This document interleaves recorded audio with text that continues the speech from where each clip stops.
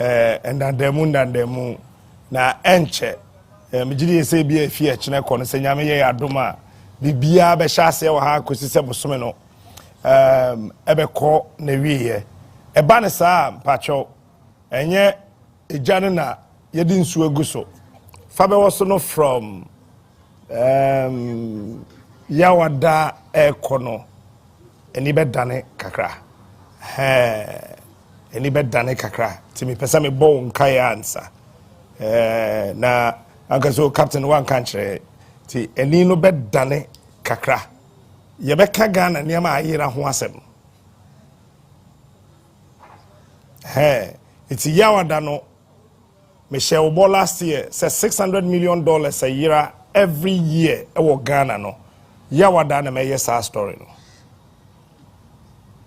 nti afibia no $600 million a year from the Ministry of Finance every year abaye culture akaho ayi kwasibotwe onim setepe onim kwabnadofo onim kenoforiata onim se eyira da ti nyame ya adoma yawada I will show you evidence miensa every year biano Ghana Ministry of Finance says $600 million. What you show me books so 2 years later no so mahu. It's carried to me 2 years no masenhu. Enti nyame ya adoma no eye yawada ti me bo nkae preko. Se mentimi anwie a ye beto aso efiada. Na afei yakohwe ye tie factory. Na menim de sese kwa me nkroma starte electrical cables factory ewo Ghana. Aka nwuram ewo mankasim. Ti ye be chew eno nso. Ye wie tie na ye be kwa rubber factory ho. Ti Ghana ye japade a ayire nyina. Moving pick Ghana dia. Of course. Ambassador Hotel. Sa hotel na ni the Ambassador Hotel. Document na Diversity Implementation Committee mpacho ma menka mo musimu ewo me ho. Wani. Document no ewo me ho. Omo se ayira. Eti ye nim nipa ye ton Ambassador Hotel man na and abaye moving pick no. Ghana nim ti nipa ko no wantuaka. Eti ye de no so be ko. Ene ye niam ayira nyina no. So the show from Nyame Adoma Yawada no eye Ghana proper. That's it. Eno da nchen a echira na yebebie National Cathedral na no Nyame Adom yesi awie efepa. Obron sama boa ye me yesi amena na wie. Eti Kenoforiata catcher say on the 6th of March 2024 when yebebie ano na 7th January 2025 mampania ebenya na Ghana ha no yasweni in ti baumia ana mahama wa abenwen wo begina amenanim manim finance Ivan kanso na kofi ewa obaya ewa ha yebenya yesi ye independent meaning if we are Sa question we system match be na fifth match be ebisa. Are we truly independent? Yes. Captain, the venture what here for. Na me mama ba so say mo take Ghana man to a different level because oba had our share design and near my mind na this is truly Ghanaian. And the question as to whether say we are truly independent or not. Now I think say enye ya yeti hai and I yebeka. Obi a owo Ghana. And people who have been saying observing happenings in Ghana, in your state, because I hear where we started from, in the sub-Saharan Africa, the first country to badge independence. A few years after, we were able to empower other African states to become independent. And Kroma area independence, it wasn't just about political independence. Ghana didn't hokeke. But he was also seeking some form of economic independence. Be the average and the ordinary Ghanaian, abaye self-sufficient, abaye empowered. Na Ghana, Nankasa, and Africa, abedin ho. abaya self-sufficient. Now say you do that particular stage now, and you bet me a catch there who say indeed we are truly independent. And if you have a bit starting from here, now the kind of vision now Nkrumah now ideas. Last time I catch there, obese say had this industrialization drive start here on Nkrumah timer. He realized say Ghana bet me a dear. I was set young Kasaya self-reliant. Na near man kitenkiti woha. Young Kasaya bet me a produce ewaha. Na ye produce na ebe mayenya ye nkrofo nya adwuma ye na sika ye science sa kwama no ne say ye kokra ne man sa ne man nyina eso bete. And then one of the ideas an industrial city modern politicians have turned the place into a residential area for land, a portion of land. But Nkrumah could have owned the entire place, but he decided, said, no, let us turn this place into an industrial hub of Ghana, industrial city, and you shall set up factories and industries, not just Tema, but other places.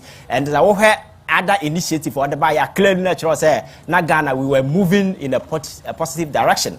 And even around that particular time na say abajimi no, you remember say na Ghana ya asambo cars were ha. So if 50-60 years after your politicians take the stage and they convince us say asambo Toyota and other vehicles, these are things that 50 years ago and Nkrumah time na and other nearma or ye clearly say indeed na Ghana pace na ye zoom no na ye be enviable nation as be other countries who Ghana as a model. And so here democracy then as for until that unfortunate day Nkrumah was overthrown by certain me use the words I would say traitors and certain element with certain external force and since then politics we assemble few greedy people in the name of politics. They come capture political power, and all that they do is to plunder this particular state. And it's very easy. So be by a politician and they take it to wealth, all of a sudden, and we are not able to ask why Nipa that particular sikari because Obia is not answerable to Obi, and consistently the youth and the young people in the country deserve better life, deserve certain economic empowerment, they end up desperate and with Kroma. The veil of desperation is quite apparent, it's obvious. And now on my culture has a president ever Parliament, Abakan the State of the Nation address, and the ordinary Ghanaian are confronted with the daily realities of the economic hardship of Ghana. Wouldn't wait for a president to come and tell him, say, Ghana. The desperation, is quite apparent, it's quite revealing. So what we need are measures. 67 years after, this is the state of Ghana. And on minor, yes, started as a model. Na amount for Yadakam. We have become an embarrassment among member states in West Africa. Look at our debt portfolio and dollar rate and we've actually manufactured nothing because industries are now say cables ties those days this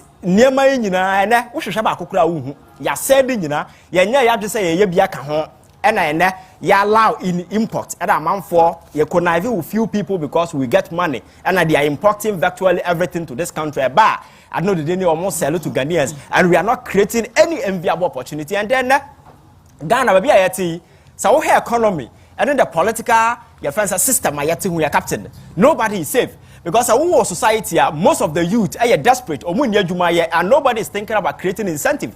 President Kojina Parliament last week for 2 solid hours. He couldn't even say anything about the surging youth unemployment situation, the crisis that has a red fever pitch. In recent times, we've seen a lot of young people moving from TV station to TV station, asking, say, government should put up initiatives.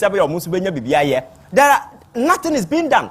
So what's your mind? When a majority of the youth near Jumaya, a threaten national security, a threaten your social cohesion, a threaten everything because young man only nothing to lose, Captain. They become a cannon fodder in a social warfare between themselves and in the immediate environment. That person can be enlisted to do a whole lot of stuff. So the recent violent extremism cave in around the Sahel region in West Africa, the very people who are enlisted into some of these terrorist organizations are young people because They are desperate. They have absolutely nothing to do. They think that the state, they have no fair share. And the political establishment, instead of them to realize that no, baby or mine need you do say or mine be dependent on the labor force which largely depend on young people, and that there is the need for us to build the system. It will prioritize young people. System. Bet me I deliver job for young people. Say or more dear mohono. Now or mine so baby because you can develop a country without labor force. That is why even America and other places where they've realized labor force, human resources and age, they've gone to a different step. You import people from other countries to come and fill the gap. But what are we doing? Absolutely nothing. They don't even respect young people in this country. To the average politician in Ghana, they think young person is a tool, it's a commodity. In this whole political system, they can be used to achieve whatever that they want to achieve, or achieve you young person, and prioritize it. And that is the major problem too. And that poverty has become a multi-billion industry in our part of the world. We are young person, so we have access to world capital unless maybe you want to be corrupt or you want to engage in other shady activities. But to sit down and say, may set it up company on my own, may start in America, young people start, and at the end of the day, there are enough incentives. We have such systems here. Even those agencies are created under various modules like YEA, yes, and then as a former. Lot of political slogans go into these are virtually extension of political party offices where we attempt to siphon money from mainstream politics to private pockets. Because individuals now call for primaries this year, you know, say they are heads of these institutions. But the very people they are supposed to provide job for, none of them ena juma krombenya bi me say ga juma no mo ye dia ma party boys kura na say ga party boys ebenya secure job. After all, they are not Chinese, they are Ghanaians, but those so-called party boys na ya enlist or more e dem go those offices, nobody is giving them any job to do. So at the end of the day, sad desperation na egusu na here. So young people and your priority of government. That is why President Akuffo Addo in his address for almost 2 solid hours, one country yam for her. Again, issue of political corruption and the bane towards our effort to progress as a nation. Politics now, anybody or at all be taking the center stage suddenly become fabulously rich. At the end of the day, obiam biso obiashe. Bisa say deterrence ben ya set in a system because my culture say a state. The very moment a state begin to show weakness, and as you begin to show mercy, that nation is done. Because people will capitalize on that particular fact. That's right. And for that matter, they will plague the nation. So as a state, we need to take a stance. Now you're making sure, we are not going to allow people to take this nation for granted. But we've created a system motivating people to steal, motivating people to do the excesses, and at the end of the day, nobody does a thing about it. So I am saying, until we as a people better realize there is the need for us to come together and stop what is happening. The loot, the rot, you better take certain measures now you're ending. This country, you hope is you better get somewhere. The captain, we will get virtually nowhere. So young people must rise and take the center stage. Like I said, we can't be idle in this whole political way because what Tanaseka said, you belong to the future. That future is never coming. Because that future is being mortgaged by a few greedy guys who have captured political power and they are using it for their own personal whatever. And we need to rise and be active participants in this whole political discourse. Now you realize we are playing to determine the kind of future we are waiting for. We cannot be mere tools. We cannot be mere consumers of political. Your friend is saying, but we must be active participants. In doing so, we need to be very rational. We need to be very wise because you invest too much of emotions, too much of tribalism, too much of this ethnocentric supremacy ideology. The very moment we invest in politics, because you will not be rational to be able to sit down and do critical analysis and ask me, Kofi, I am president. Is he really doing it? But if it is about the kind of unholy relationship I have with Kofi, and because we have that ties, or the bonny I mean to me, Captain Smart, madam for, or in Semuna mean to me, for that matter. And at the end of the day, by the time I realize, that is why 67 years after, Ghana, how far have we come? Industrialization drive now, there is absolutely nothing I celebrate. I am proud of, and I am very sure countries out there, our neighbors like Nigeria, Cote d'Ivoire, and other countries almost saw Ghana as a fledgling democracy about 50 years ago, no? And then they will all be disappointed because there is absolutely nothing. Because Ghana that come and I could declare bankruptcy.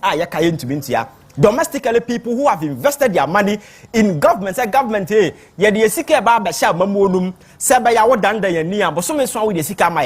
people, government have come to them and said, no, we are doing domestic debt restructuring as a result of somebody's recklessness, because of somebody's incompetence. And these people are not even willing to accept the responsibility. Because if you go in and ask yourself, how did we get here? Then you find the answer of the cathedral will come in.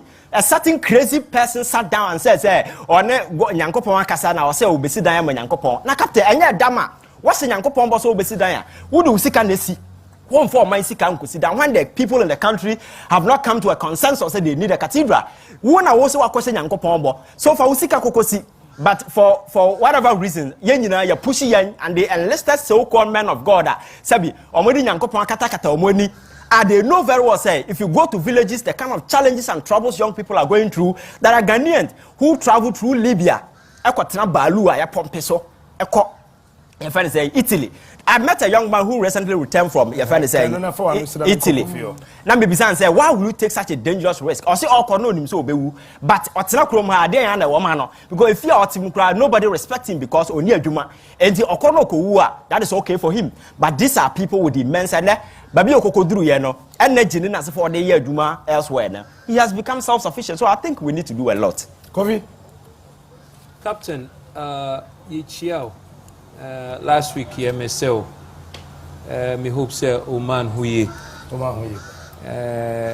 Yede Onyankopon Shira reka Ghana fo yedi chia Ghana fo na yamamuna afishia pa.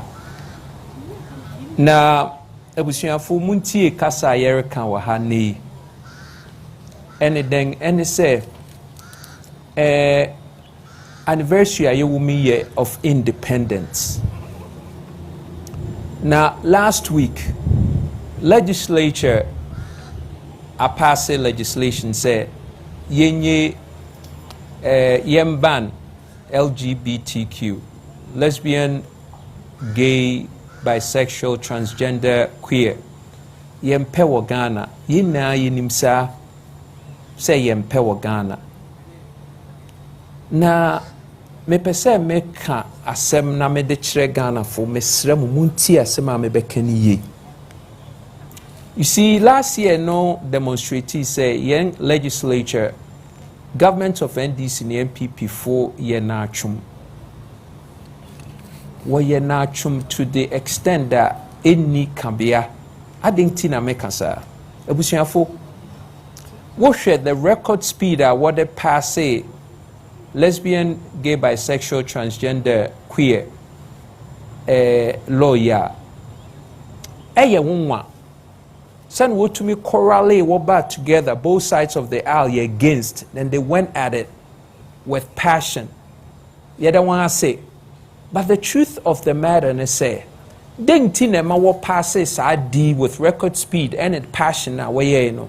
And they say against young culture. Mebuana. Good. Why are they? But say against young culture, dear. Corruption, they a young culture. Corruption, a young culture now.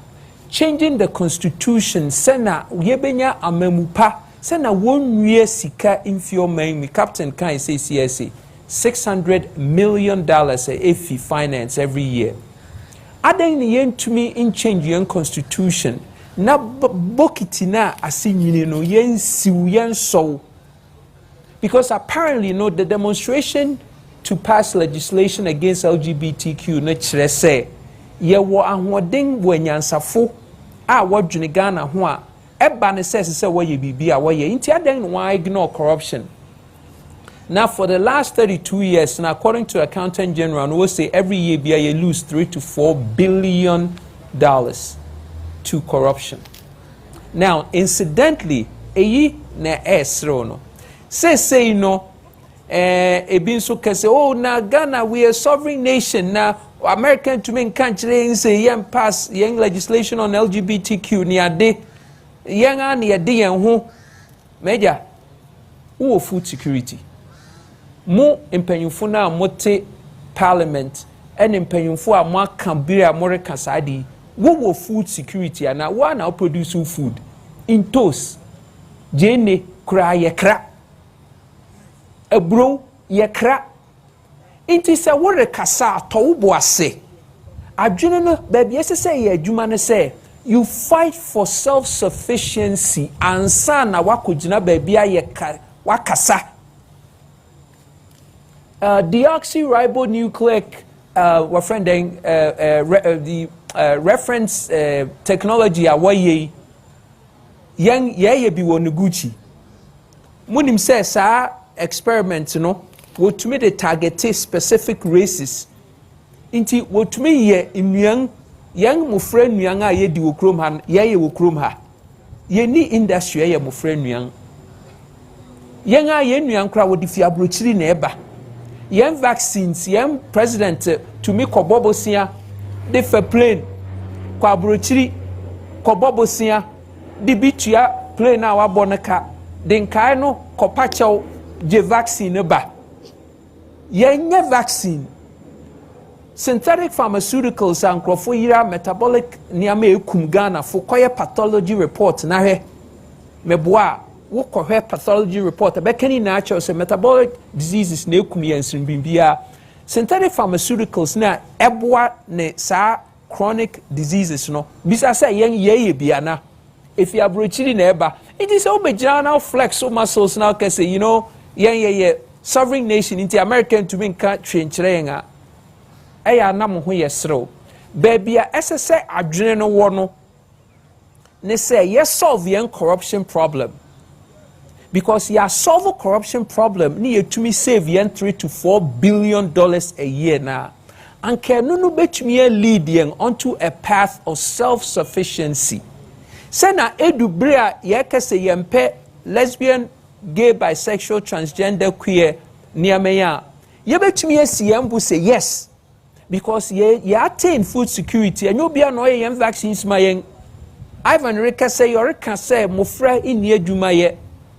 Then year to me, of the 10 things, every developed nation, who per se would develop, as I said, will establish in 32 years, and this in the MPP, yen to me, ye mubia.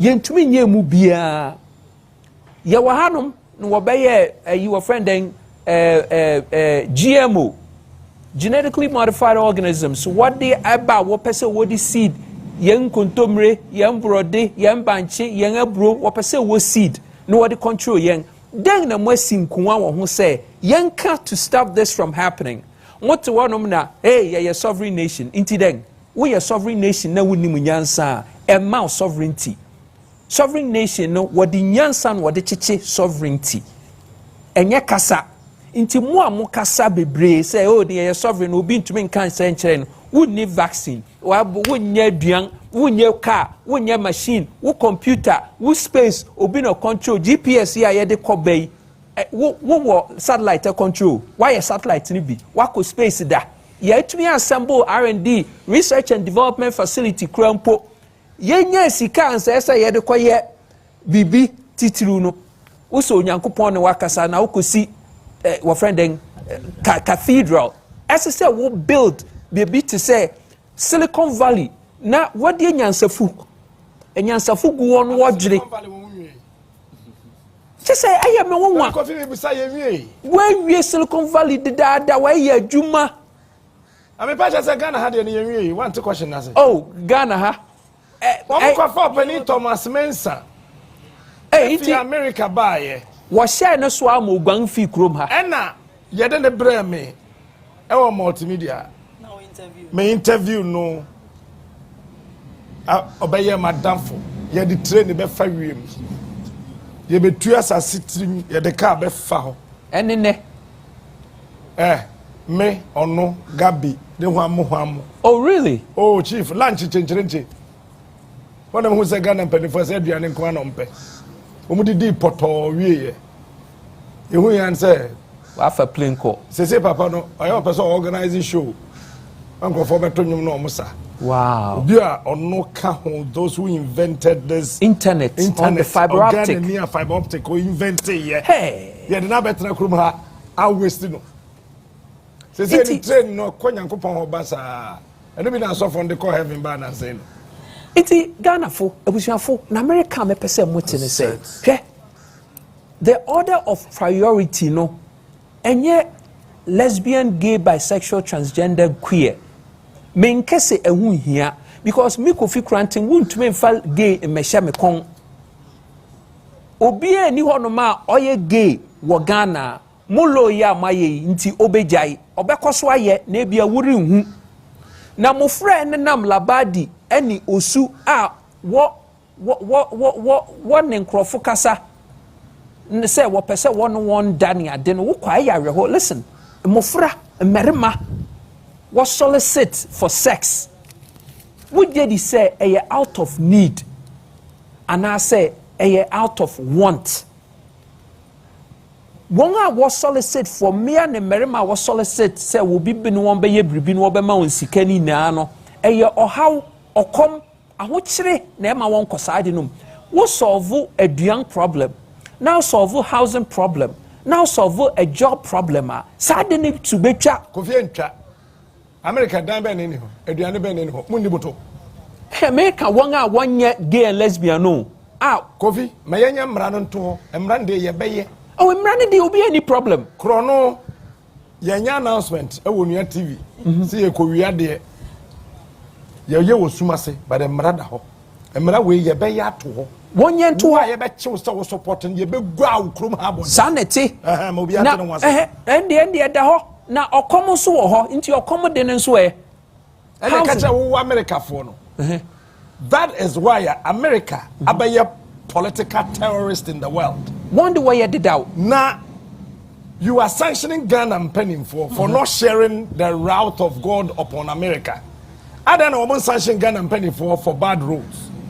Like Ivan rightly put it, my Ghana youth know a useless political adventure spectators. And yet, Tehona, Kwesansa, Bunkum, Kwesansa, Nifa.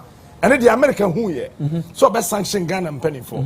Ghana manya yetimi obanyem ko hospital onyam panda so na wawuna ne bawu America hu nyansa so be sanction Ghana penning for by yesi ye ndi eto to so be sanction ye twen wo Debbie the problem is say captain now can me no ya adwene o but enye incumbent on America say wo be ma yen hu nyansa Ghana fu muntie na meka ni ye yen problem enye America fu problem America de ma men kan kire o matena ho Wejimia, one who be deal say Wejimi.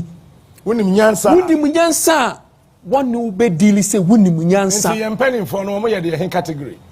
Oh, send one hour with him. Now one call said then catch. Oh, when him said you didn't hear you I was your Fumutie. One call Saudi Arabia, one call Dubai, one call Asia, and Kwakancha, one call Japan and Kwakancha BS. Kofi Japan, Kwainwa, Morocco. Egypt. Sanity. Because one now one attain another on the road to food security. The problem ne say young ye betumi adi yen ho na mpanyimfo no be manyansa na ye adwuma ne ye de beboa yen Ghana fo na ne amatena de bia meka ne housing, healthcare, employment, education, transportation, telecommunication, security, leisure, and markets as functional central business district. In 32 years, yentumi nyeye, yentumi anya sa ne meya de bia no nkrofo beba no de abahwe yentim se munyo nya sema yo munye sema yo captain me ma no asi aban kaka captain the truth is say yenim nyansa empon no we need to accept well, that summarize it as simple Kofi empon this gay lesbianism issue I cause here. So when Saudi Arabia is a no-go area. America, one of the greatest allies, you can check since for the past 80 years, they have a security arrangement with them. I expanded for 80 good years in here. are one of the America's biggest ally, Saudi Arabia. But Saudi Arabia is a no-go area. So like he said, America be dealing with you. They want to know who you are. And you just win the million Saudi, no be dealing with the million. But I don't tell Saudi Arabia when you gay. Now still, I'm not more engaged in those ways, no. So yeah, I say you making sure say you building near myself. Yes, you make me empowering. Now we need lithium. Now factions now cotton. We need gold now energy Japan. We need manganese now factions now cotton. And you probably respective because himself with him you are greedy. And the best way to deal with a greedy person, I say just manisika. Manisika you can virtually control them. And that's exactly no my team amount for your baby na minya bianini. Yetimi tam $2 million and the command Mauritius company so on Sky Train with that parliamentary approval. Feasibility study one see Chrome have say okay they didn't come, but we paid them $2 million. Did I hear you say $2 million? Oh, that is according to record. The whole records in America. The contract is $202 million. Okay. But we gave them $2 million. $2 million and fine you train. Now, Captain, now say the parliament feasibility study. On your man, you contract parliament in our way. Now what time scanner diamano? Now you buy a CSC through that. Nyasa Yankopon, Yabenya, as a nipper bottom. This time I will make cathedral for them. Captain, we need to empower young people. That is what I'm saying, sir. We really need to empower young people. Now, among for me self-sufficient. No, me see the youth of Ghana. There are a lot of people working on the political stage that will become irrelevant because they are relevant today because most of the youth, you know, most of the youth are ignorant. Exactly. Then as the cabinet minister, Ghana, your problem need there. Hey, one of your platforms.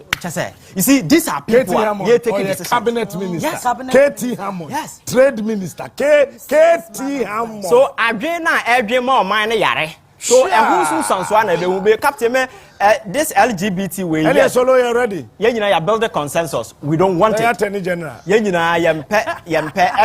had the bipartisan consensus approach. We use it to pass this particular thing. But me say beyond the legislation, we need to do more. Like he said, if you look at the veil of economic desperation young people are going through, it's so easy for Amanfo to deceive them to get into some of these things. So we need to beyond that. We need to do a lot to ensure say we empower young people. And again, your culture now. I now saw Ghana TV as I've been some running some phone and I'm not saying you know. Local TVs now. Indian movie no more country. We're moving some also TV. Another man's culture. And now you one way or the other, no? Yeah, inserting the minds of people. Captain, William, and I think it's across board. So we have Netflix is here. Almost all the movies showing on Netflix, for since 2022. All the movies are our Netflix. They are our element of gayism or lesbianism. Oh, sure. You know why they are doing that? They're standard. Exactly. So they are talking to the mind just to normal.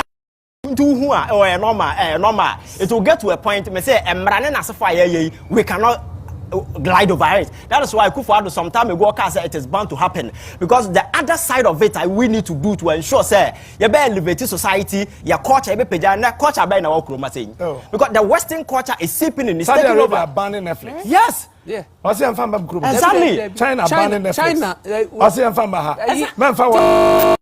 Who person they WhatsApp with China and Dubai? Yes. WeChat. Yes. So VPN the last time I sent it to you. We download here. Yes. Now when you have access to WhatsApp, no. WhatsApp. Yes. From China and Dubai. Yet digitalize. So moving from TV now again na yamra. Me say na say to Kroma said armed robbery etiamra, but people do engage in armed robbery. So yes, it's good say but we need to move above it. Na me say I want say e dey be na ye be ya sabi e manipa kra adwene nko sa nneman ho. Cultural orientation is one of the key things, but we've abandoned those things and we are talking about this chrono no enyai because the level of chrono ayekoso okroma kwan amanfa so for movie or minor yenye ya just be sabi nyansade bia no say legacy we na nkroma sha say so kwan kam not sure say we got to where we got to and a chrono na be take over the space ayehu de ayekoyi.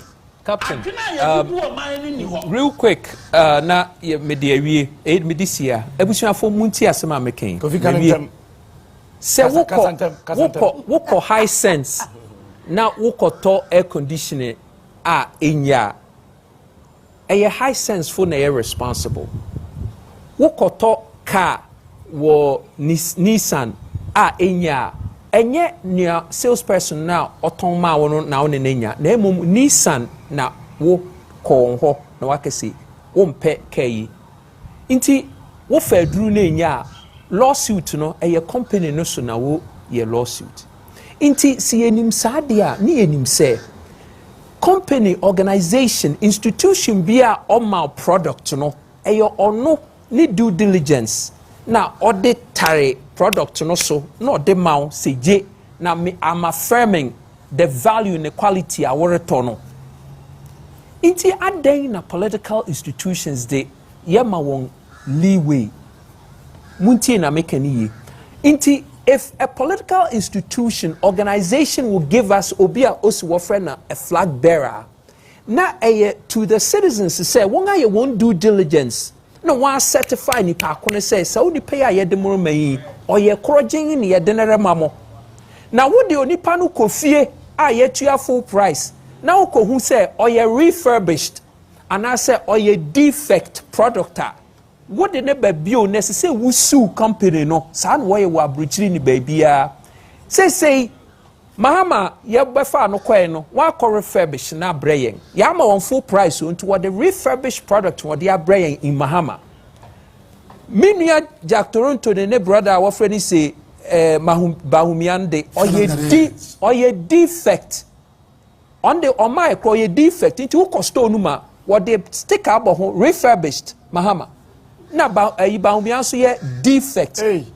Oh seriously inti Ghana fue ya full price no store na wuru komu no wuru kwa kofa refurbished and wuru kwa kofa defect ubeje miribisa mo mubeje ana mo ma ye ngadwene nya adwuma kofi fasi wa abusua ya da ye ho aba ho ya me ya